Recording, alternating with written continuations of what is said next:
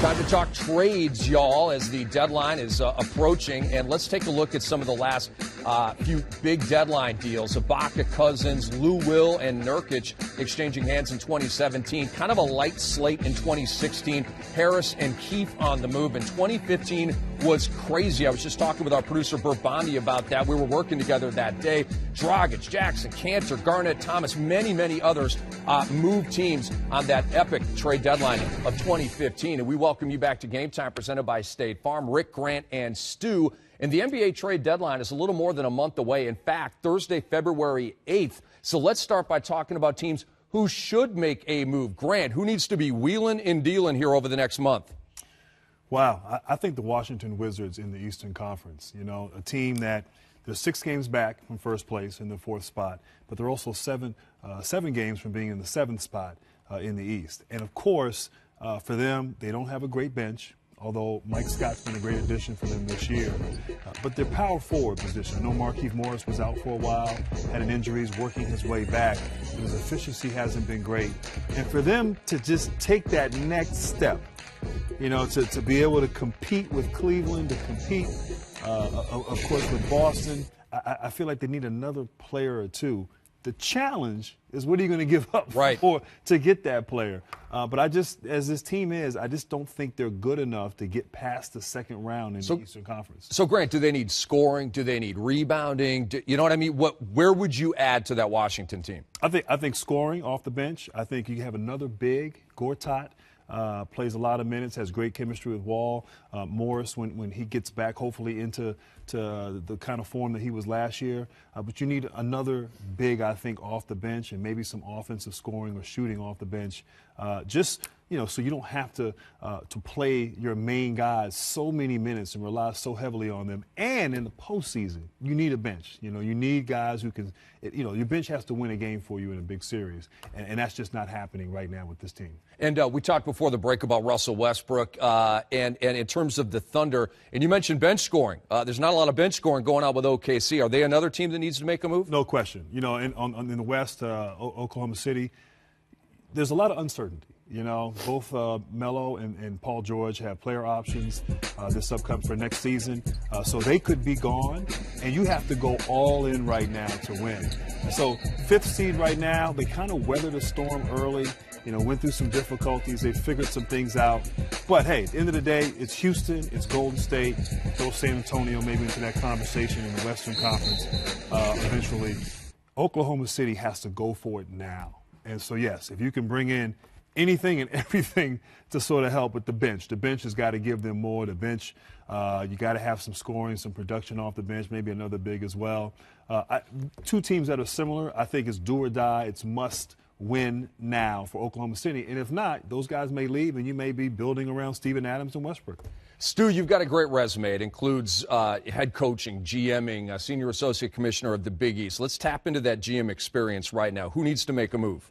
Well, I'm going to go the opposite direction, because Grant talked about 2 teams that are trying to strive for that elite level and possibly can with a move. I'm going the other way and look at a team like Orlando, who hasn't performed well here, what is now amounted to almost a year and a half since their regime change down there of their coaches and the executive staff. I mean, currently right now they're sitting in the 14th spot in the playoff race. Last year they finished in the 13th spot. Clearly, this team is not going anywhere.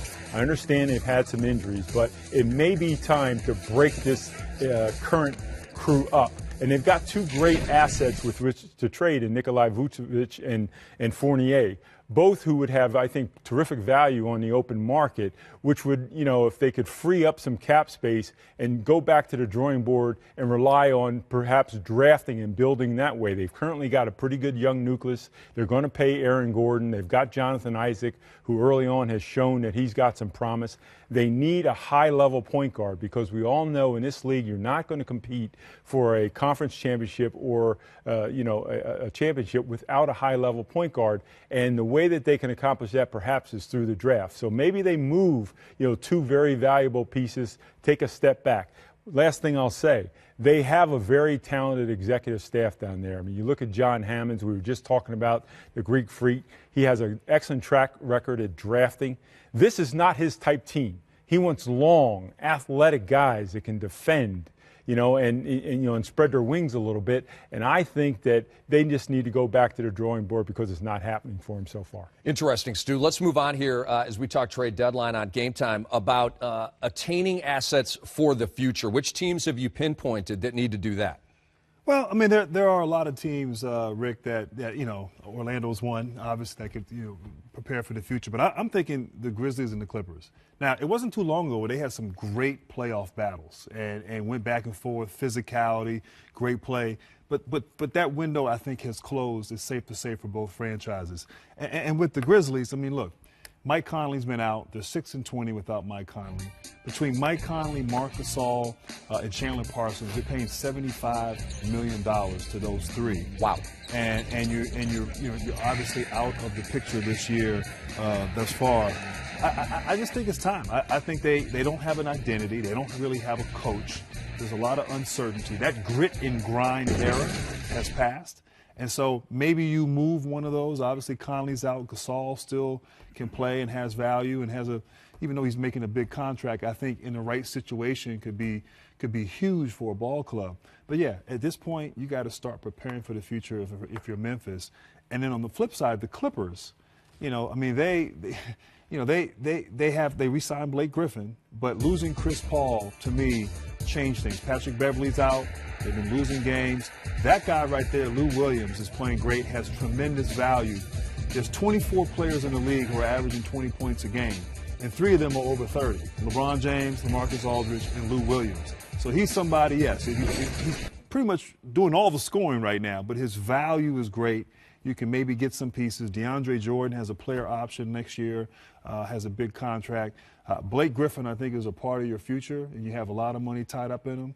But maybe you move those 2 guys and get some young studs that can help you down the road. Interesting. And in terms of Lou Williams, if you back up a little bit, he was with the Lakers. The Lakers moved him to Houston, and then the Lakers turned that Houston pick into Kyle Kuzma. So that worked out very, very well for the LA Lakers, obviously. And Stu, let's talk about some teams, other teams that need to attain assets for the future. Who do you have? Well, you alluded to one just there, and that is the Los Angeles Lakers. And when you talk about assets, generally you go to a place where you think about players. But the biggest asset that Lakers need to attain really is cap space. We know the LA Lakers with the new management of Magic Johnson, Rob Pelinka, they're in LA. It's one of the most attractive franchises in the association. We know that. It's a destination place for many players. What they need to acquire is $60 million, $65 million in cap space. Currently, they're sitting at about $47.5 million. So you say, how do they get there? Well, the way they get there after the season, or, at some point, is they've got to announce a slew of guys, whether it's Bogut, whether it's KCP, whether it's Brook Lopez, and waive some other guys. And then they need to move at some point, either at the deadline or later, Jordan Clarkson.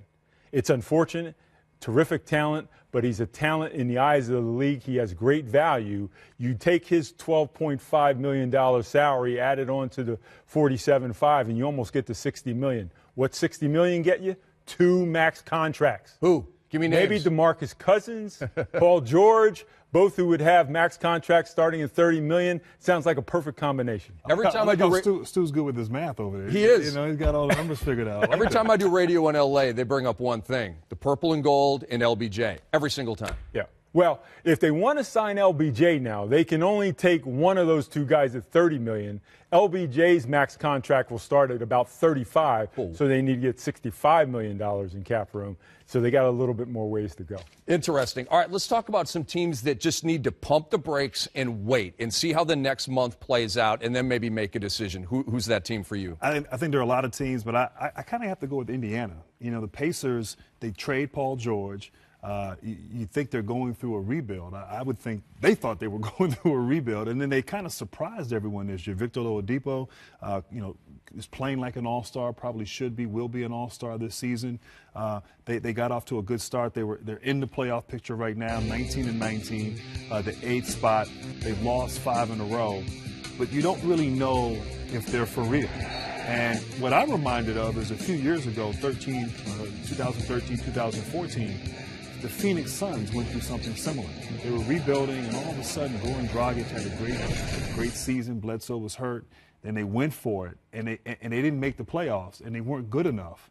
And it kind of ruined their rebuilding process. So, you still have some time to sort of figure out what you're doing. Are you trying to really go for it? Are you going to rebuild? But I just think, where they are, I'm not entirely sure. I like this team. I like the young nucleus. But are they for real? And are you still trying to acquire pieces that will complement down the road a Victor Oladipo and Sabonis, or are you trying to go for it right now? And I think you just pump the brakes, wait a little bit, and to see how things play out here the next few weeks. Stu, who you got? I'm going to go with Portland as a wait and see what happens here over the next month. I mean, they're another franchise right now where they had such promise a season and a half ago. Right now are treading water. And now you're in a situation where you've got a guy like C.J. McCollum, again, someone who would have great value on the open market, but isn't performing at the same efficiency as he has, over the past couple of years. Maybe it's time for him to move. The real strength you have in Portland, you have a very good young front court. When you talk about a guy like Nurkic or, Swarnigan and Zach Collins, the rookie that they just drafted, and you've got Damian Lillard.